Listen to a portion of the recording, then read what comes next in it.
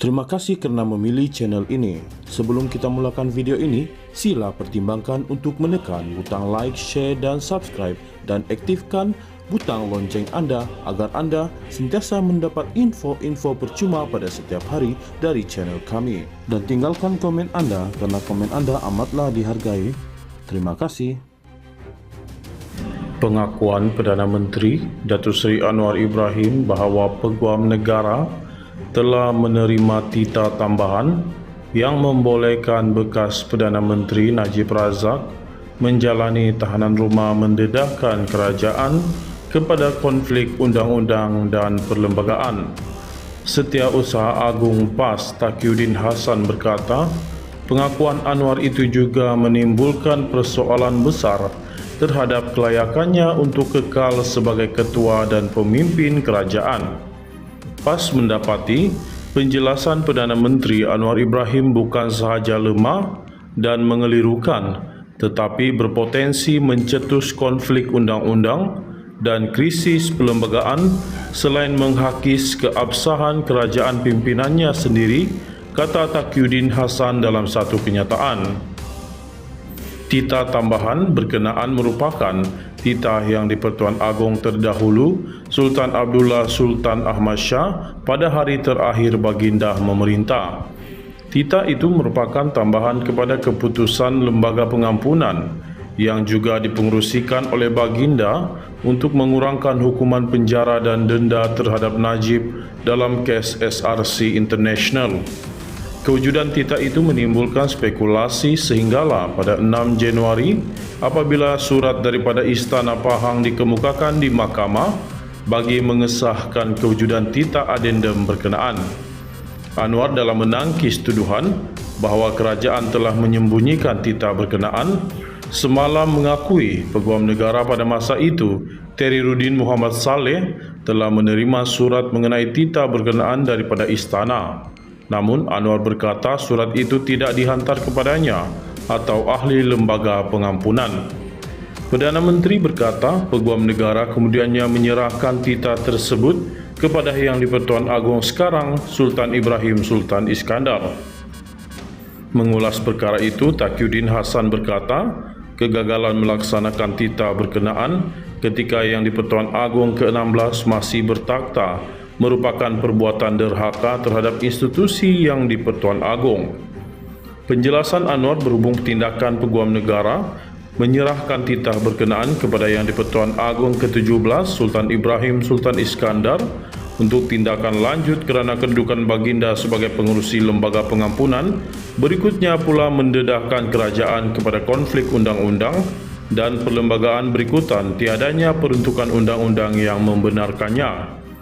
Semasa titah itu dibuat, Yang di-Pertuan Agong ke-16 masih bertakhta dan titah baginda mesti dilaksanakan sepenuhnya kerana kegagalan berbuat demikian boleh diistilahkan sebagai perbuatan derhaka terhadap institusi Yang di-Pertuan Agong dan konsep raja berperlembagaan, kata Taqiyuddin. Menurut Taqiyuddin Hassan, tindakan Peguam Negara juga berlawanan dengan peruntukan mengenai kuasa budi bicara Yang di-Pertuan Agong sekiranya dia berpendapat kuasa baginda untuk memberi pengampunan tertakluk kepada nasihat lembaga pengampunan. Dia memetik dua kes Superintendent of Pudu Prison lawan Sim Ki Chon 1986 dan kes Kapal Sing lawan Sultan Selangor 1988 yang memutuskan bahawa lembaga pengampunan hanyalah badan penasihat dan Agong tidak wajib mengikuti nasihat tersebut semasa melaksanakan kuasa pengampunan. Katanya, sebagai penasihat undang-undang, kerajaan, Peguam Negara tidak boleh memilih untuk menyembunyikan titah yang diterimanya secara langsung daripada Yang di-Pertuan Agong ke-16 atau mendiamkannya di mahkamah. Tambahnya, tindakan itu mendedahkan Peguam Negara kepada kesalahan-kesalahan seperti menghalang perjalanan keadilan, menghina mahkamah, salah laku pegawai awam, menipu, salah laku profesional, menghalang keadilan, tafsiran salah, selain sebab pelbagai tindakan sivil yang lain boleh diambil terhadapnya dan kerajaan. Menurut Taqiyuddin, penjelasan Perdana Menteri juga menimbulkan krisis kepercayaan terhadap institusi-institusi utama negara termasuk institusi yang di-Pertuan Agong dan konsep Raja Berperlembagaan, Sultan Abdullah sendiri, Jabatan Peguam Negara, Parlimen, Kementerian dan agensi kerajaan. PAS percaya kesemua kelemahan, kecelaruan dan kecamukan undang-undang yang berlaku dan berpotensi berlaku di bawah kepimpinan Perdana Menteri berhubung isu ini, terdedahnya kerajaan kepada tindakan undang-undang oleh pihak-pihak yang berkepentingan selain sikap sambil lewa dan berlepas tangan beliau dalam menangani sejak awal menimbulkan persoalan besar terhadap kelayakannya untuk kekal sebagai ketua dan pemimpin kerajaan, katanya.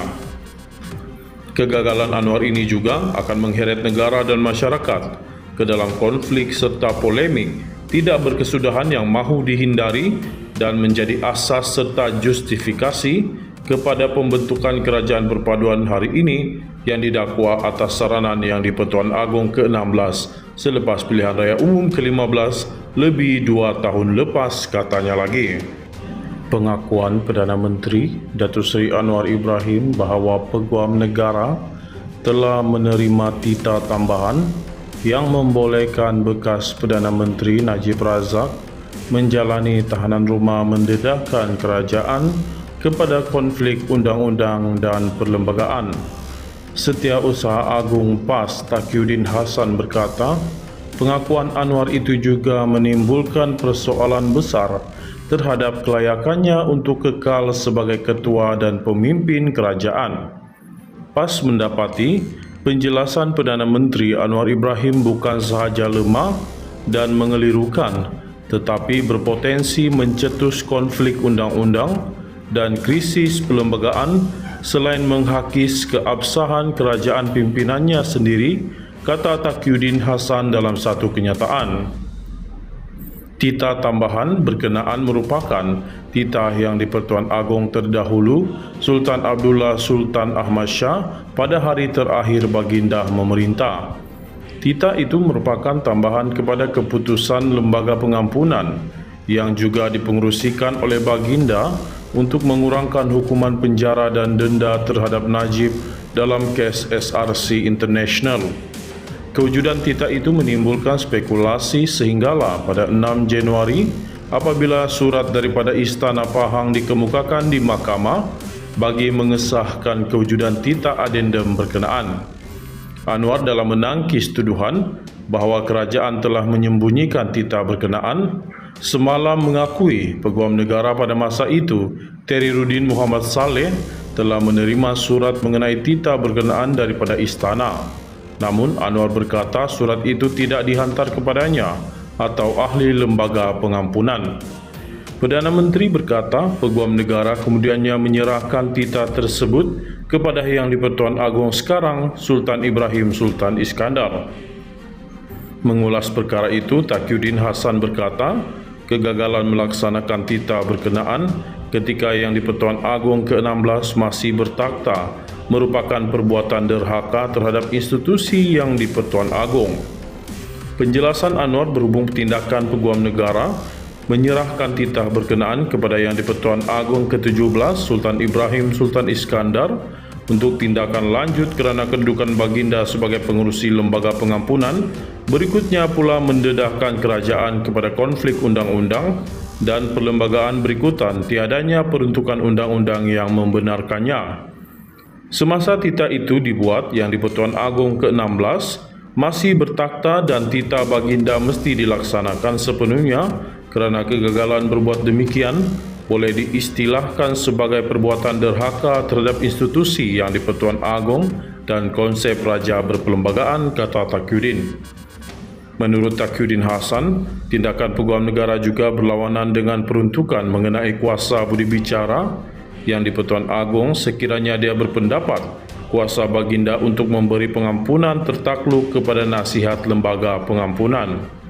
Dia memetik 2 kes Superintendent of Pudu Prison lawan Sim Ki Chon 1986 dan kes Kapal Sing lawan Sultan Selangor 1988 yang memutuskan bahawa lembaga pengampunan hanyalah badan penasihat dan Agong tidak wajib mengikuti nasihat tersebut semasa melaksanakan kuasa pengampunan. Katanya, sebagai penasihat undang-undang, kerajaan peguam negara tidak boleh memilih untuk menyembunyikan titah yang diterimanya secara langsung daripada Yang di-Pertuan Agong ke-16 atau mendiamkannya di mahkamah.